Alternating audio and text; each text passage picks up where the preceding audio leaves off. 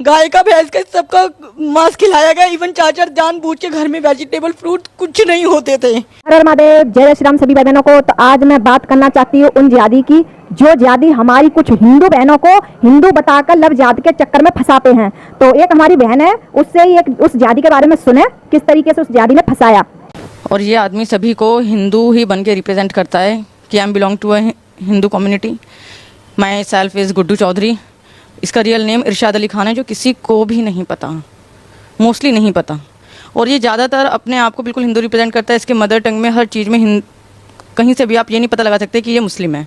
और ये ज़्यादातर हिंदू लड़कियों को ही टारगेट करता है, क्योंकि अब से पहले भी इसके साथ बहुत सारे इसके पास ऊपर मैटर थे जो मुझे पता चला बाद में। मेरी मुलाकात इससे कड़कड़ूमा कोर्ट में हुई थी, जहाँ इसने मेरे को अपना नाम गुड्डू चौधरी बताया।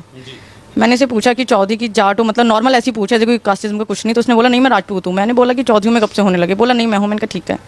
तो फिर मैं अपने काम के लिए मैं चली गई, जिस वजह से मैं आई हुई थी बुक्स के उसमें मैं लॉ इंटर्न थी। तो फिर ये पीछे पीछे आया ज़बरदस्ती कि मैं आपको छोड़ दूँ। बहुत ज़्यादा हम्बल काइंड नेचर का होकर दिखा रहा था कि ठीक है कि मैं आपकी हेल्प कर दूंगा, मदद कर दूंगा, कि ठीक है आप यहाँ पे नए हो, पता नहीं आपको किसी चीज़ का। मैंने कहा नहीं, it's okay, I will manage each and everything. बोला नहीं नहीं ठीक है। तो ज़बरदस्ती इसने रिक्शा करवाया, मैं चली गई। मैंने कहा ठीक है। तो इस तरीके से मेरी इससे जान पहचान हुई, बातचीत हुई, पता चला इसके बारे में। इससे शादी होने के बाद पता चला मुझे कि ये आदमी मुसलमान है। जब मैं इसके घर में आई, जब ये मैं शादी करके इसके घर में आई, जीने पे फर्स्ट फ्लोर पे खड़े हुए थे इसकी बीवी, इसके तीनों बच्चे। मुझे नहीं पता था, मुझे लगा कि नॉर्मल कि कोई रेंट पे रहता होगा या कोई जैसे और भी जॉइंट फैमिलीज़ में रहते हैं। तो जब मैं ऊपर गई, ये भी साथ आया, तो इसकी बीवी चिल्ला के कहती है कि नोएडा गया था ना तू, तो मतलब इसका कॉलर वॉलर पकड़े बदतमीजी करने लगी। तू तो नोएडा गया था, फ़ोन नहीं अटेंड कर रहा था, ये वो। तो मैंने कहा ये मैटर क्या है? तो कहते क्या है, तुझे नहीं पता कि मैं इसकी वाइफ हूँ? मैंने कहा मुझे नहीं पता कुछ भी। तो तब मुझे पता चला कि ये मैरिड है, इसके 3 बच्चे हैं, और तभी पता चला कि ये मुस्लिम है। तो देखा भाइयों, इन जिहादियों का असली चेहरा ये है कि मतलब हिंदू बताकर हिंदू हमारी बहनों को लव जिहाद के चक्कर में फंसाते हैं और बाद में अंजाम ये करते हैं।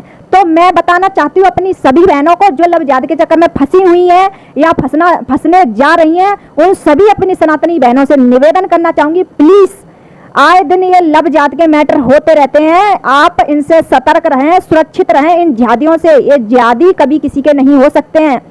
इनका काम है कि हिंदू लड़कियों को फंसाना, क्योंकि इन्हें बाहर से फंडिंग मिलती है कि हिंदू लड़कियों को फंसाने का इतना पैसा है, ऐसे इनको पैसा मिलता है इन जिहादियों को। और आए दिन आप केस देखते ही हो, जिस तरीके से वो क्या नाम है अंकिता, उसके साथ भी इन जिहादियों ने ऐसे ही किया था, मगर उसने जब बात मानी नहीं तो इन्होंने उसे जला के मार दिया इन जिहादियों ने। और मैं बताना चाहती हूँ अभी जो क्या यहाँ पे लखीमपुर, वहाँ पे भी एक 6-7 जिहादी मिलकर उस हमारी 2 बहनों के साथ गैंग रेप किया और उन्हें मौत के घाट उतार दिया। किस तरीके से? तो मैं अपनी सभी सनातनी बहनों से, अपनी सभी हिंदू बहनों से, जितनी भी हमारी बहनें उन सभी माँ बहनों से निवेदन करना चाहती हूँ, इन जिहादियों से 10 कदम की दूरी बना के रखो, क्योंकि तुम्हारे लिए ही अच्छा होगा। अगर आए दिन इस तरीके के केस देख के अगर तुम्हारी आंखें नहीं खुली तो तुम्हें बचाने वाला कोई पैदा नहीं हो सकता है। तो भाइयों, किस तरीके से इन जिहादियों का असली चेहरा आता है ना सामने, और ये कहीं ना कहीं वीडियो के माध्यम से हमारी कुछ बहनों के समझ में ये बात आती भी है कि जिहादियों से 10 कदम की दूरी बना के रखनी चाहिए। तो कुछ ऐसी बहनें हैं जिनके समझ में नहीं आती, जिनके दिमाग पे, इनकी बुद्धि पे जो प्यार का भूत सवार हो जाता है ना स्टार्टिंग में, जिहादी जो मीठी मीठी बातें करते हैं ना, तो इसके आगे कुछ हमारी बहनें किसी की नहीं सुनती है ना, समझाते हैं कि इनसे दूर रहो, मगर इनके समझ में नहीं आती, क्योंकि वो मीठी मीठी बातें करके पूरे तरीके से फंसा लेते हैं। तो इनको, हमारी कुछ बहनों को समझ नहीं आता है। तो अपने सभी हिंदू बहनों से मैं निवेदन करना चाहती हूँ, प्लीज इन जिहादियों से 10 कदम की दूरी बना के रहें, सुरक्षित रहें, सेफ रहें। नहीं, अगर आपने 10 कदम की दूरी नहीं बनाई तो अंजाम यही होगा जो आए दिन आपको सुनने को मिल रहा है। कभी जला दिया, कभी गैंग रेप कर दिया, कभी मर्डर कर दिया, लव जिहाद करके कभी मर्डर कर दिया। तो इसलिए सभी अपनी बहनों से मैं निवेदन करना चाहती हूँ कि लव जिहाद के चक्कर में ना पड़े,